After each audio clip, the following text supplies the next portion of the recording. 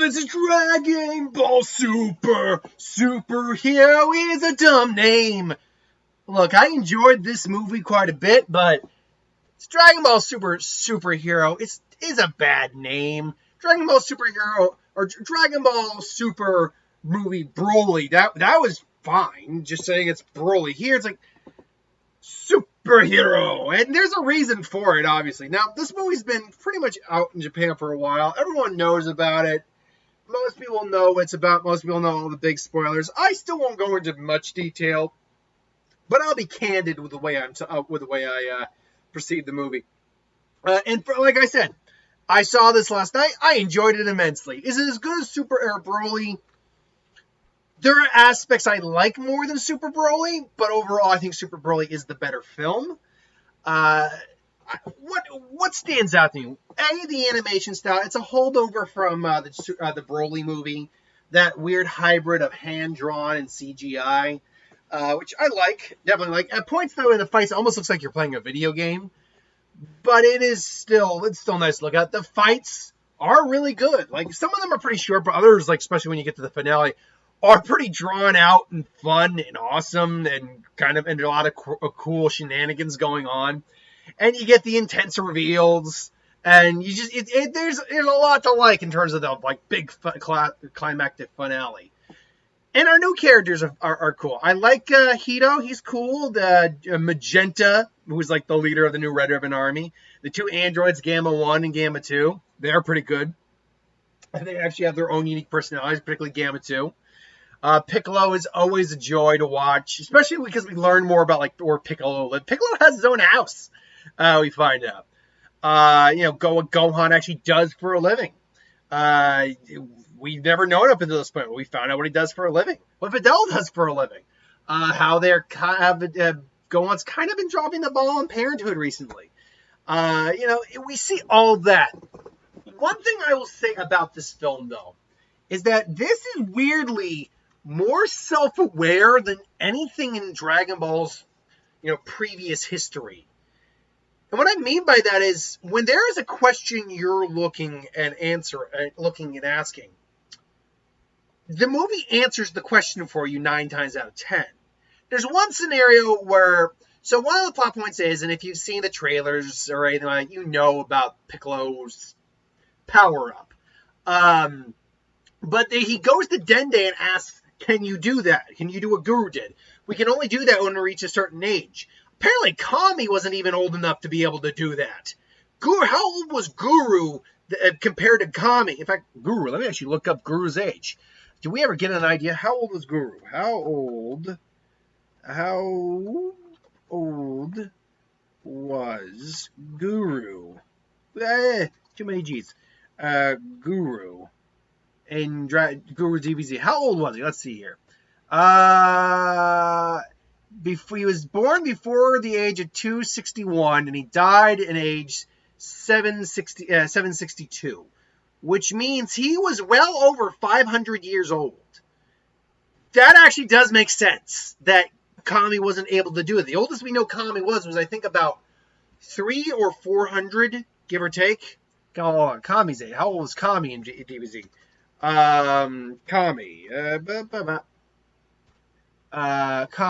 Kami lived to be, how old was Kami? How is Kami older than Piccolo? We already know that. Date of birth 242. Age 74. Piccolo's death age 76. Fusion with Piccolo. So not including fusing with Piccolo, he died when Nappa was killed. He lived to be, apparently he lived to be about 500 years old as well. Really? That's interesting. I didn't know he actually lived to be that old. But most ages I have met have more around 300 years old. 488 apparently at the start of Dragon Ball, and 506 when he merged with Piccolo. Okay, never mind then. It's very possible that Kami just, even though he can make Dragon Balls, wasn't the same type of Namekian Guru was. Piccolo even brings that up, that Dende is, by all accounts, the same type of Namekian that Guru was. Maybe Kami just wasn't quite that same type of Namekian. It's entirely possible. But he basically says, well, wait, maybe Shenron can do that. Wait, can Shenron do it? If I upgrade him, I haven't done it in a while. And it raises the question, like, wait. You can't do it yourself. Why don't you just wish for that ability? Wish for your inner potential to be unlocked so you can just upgrade the damn dragon whenever you want. He even says, like, you just only do 1, then he bumped up to 3. Right now he can grant 3, so cool. I'm like, all right, fine. Then it comes to another plot point where they get the dragon, he gets the wish, and then other 2 wishes are made, and they realize the reason that Goku and Vegeta aren't there is because they're training and they can't get in touch with them. And we see what they're doing the whole time. And it's fun to see like them and other characters there at the same time. I was surprised. I'm like, oh, cool. So this is apparently canon, which is awesome. But then as soon as they make all the wishes, they realize, why didn't you wish for them back? Why didn't you wish for them back? It's like, okay, yeah, you're answering my question there. And then the answer of why Gohan wears glasses. I, for the longest time, thought he was wearing glasses just to look, because he thought that's what intelligent, smart researchers do. As it turns out, if he's not in Super Saiyan or Ultimate form, he actually has bad eyesight now. What? When did that happen? Like, seriously, was that ever indicated that Gohan was having eye trouble? Like, no one in his family. Goku doesn't need glasses. I guess the argument is the Ox King wears glasses, so it's a recessive trait passed down. Like, Chi-Chi doesn't wear glasses, and Goten so far doesn't need to wear glasses. So maybe it's a recessive trait, and he got the recessive gene, but it skipped to Goten or hasn't hit Goten yet. Either way, I look at this and go, wait. If Bulma is wishing for this crap, you could at least give him dragon-enhanced LASIK. So there's a lot of self-aware, like, plot pointy-ass questions that get answered here. And I'm like, oh, God. I'm like, okay. I'm fine with most of the answers, but others I'm like, oh, and I look over to my friend, where I'm like, what the hell? It's like, I know. I was like, what? It's like, I know. But this is still awesome. It is. And I'm like, yeah, I'm still having a lot of fun. It's a funny movie, too. And it does so much to redeem characters that get the shaft, like in GT particularly. Pan, predominantly. Pan is so freaking cute in this film. I love Pan. Whereas most people don't like her in GT, I don't think anyone's complaining about her here in Super. She is adorable in Super. I loved her. We see her training with Piccolo, and he picks her up from preschool to the point where the teacher knows who he is. It's awesome. Yeah, I love the fact too she's not helpless either. She KOs a couple bitches in this film. But then you get to the climax, and if you've been on the internet long enough, you know the big reveals. So, spoilers in about 5, 4, 3, 2, 1. If you don't want to be spoiled, stop now. Just know I really like the film, animation, all that. When we get the new transformations from Gohan and Piccolo, it does feel right.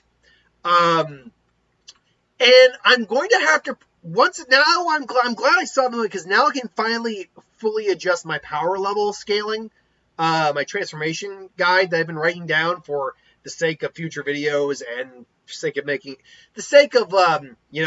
figuring out where people are going to rank in like future videos to get a grade of transformations and styles. Because now watching this, some of the statements people have been making aren't adding up. Now maybe it's because I watched the dub version. I did not watch the sub version. However, one of the things that's implied from other people is that Gamma 1 and Gamma 2 were on the same level as Goku and Vegeta. So I can tell you right now, that's a bullshit statement. Now, anyone who's saying that, that's bullshit. Because the official words from Aki Toriyama are as follows. Cellmax, if completed, was supposed to be stronger than Broly. But we know Cellmax isn't completed. So if you're trying to scale properly, you have to understand that the Cellmax we're seeing isn't actually as strong as Broly. A or B, Orange Piccolo is on par, not necessarily stronger, but on par with Goku and Vegeta's Super Saiyan Blue forms. We have no mention of Ultra Instinct or Ultra Ego at that point. Granted, we don't know how this coincides with both the anime and the manga, but regardless, yes, we can assume at least he's on par, but that doesn't make him stronger, as I said. Just those two alone, when he turns into Orange Piccolo and Gamma 2 tries to take him out, it's clear. Piccolo one-shots his ass. He just, boom, drops his ass. So it's clear Gamma 1 and Gamma 2 are not on the same level as Goku and Vegeta. I think we can drop that case. And then there is the issue of Beast Mode Gohan, which I really like the form, absolutely. But given how much stronger that he is than Cell Max, it begs the question just how much stronger that form is. Because again, Akira Toriyama said that this made him stronger than Goku and Vegeta. However, there's a catch with that. Now, he's had two different comments. One, Gohan is the strongest Z fighter again, apparently, for the time being. But B, when he said that statement, I want to be very clear about this. When he said that statement, he said that comparing him to Super Saiyan Blue, Vegeta, and Goku. He did not compare him to Ultra Instinct Goku, which is stronger than Blue, and Ultra Ego Vegeta, which is stronger than Blue. So he made that a first statement comparing him to the Super Saiyan Blue forms, not the Ultra Instinct and Ultra Ego forms. But then he goes on to say that he is the strongest fighter right now. But that doesn't, first off, that doesn't mean he could beat either Broly, Goku, or Vegeta in a fight. It just means on power level wise, a standard, he is the strongest warrior right now. B, I don't know. I feel like Toriyama just tries to wank some characters now and then just for the sake of wanking them. And while I'll take it as it is stated, and I will make that adjustment from there, I still put some question into how much stronger is he? Is he actually stronger? Can he beat Beerus in a fight? We know he won't beat Whis, but can he beat Beerus in a fight? Could he beat Goku Master Ultra Instinct Goku? Could he beat Ultra Ego Vegeta in a fight? I don't know. All I know is it's still a pretty damn awesome fight. Like Cell Max, I would have liked to have seen a more Cell Max, perfect Cell, if you will. But I understand why we get what we get because he's not completed. He's a giant monster. So it does make sense. He's just brainless and just wanting to destroy. It does make sense. I get it. And it leads to a lot of fun, like Kaiju-esque shenanigans and some pretty epic moments. Totally. So, it's some funny moments. I brought the strongest warriors I could. And Krillin. It's like, oh, come on, don't shit on my man, Krillin. Come on. But it's the joke. Everyone shits on Krillin. But either way, I very much enjoyed this film. I like the story. I will say, we commented that while me and my friend didn't mind it, we did both comment how they do recap, like, the Red Ribbon Army. They were brought by a boy, and then Jiro Hidden Secret, the androids, and stuff like. If you hadn't seen this is not for you Dragon Ball fans. You guys already know this stuff. This is for you people who were dragged by your boyfriend or girlfriend who know nothing about Dragon Ball but want to be supportive in their love and passion of their fandom. But ultimately, it was fine. If anything, it was kind of refreshing to see that stuff and see it in an upgraded animation format too. So regardless, and there is a post-credit scene, so keep your eyes out for that. Until then, though, thanks for watching. I hope you enjoyed. That's my thoughts on Dragon Ball Super Superhero. Like, comment, share, subscribe, and I'll see you folks for the next one. Later.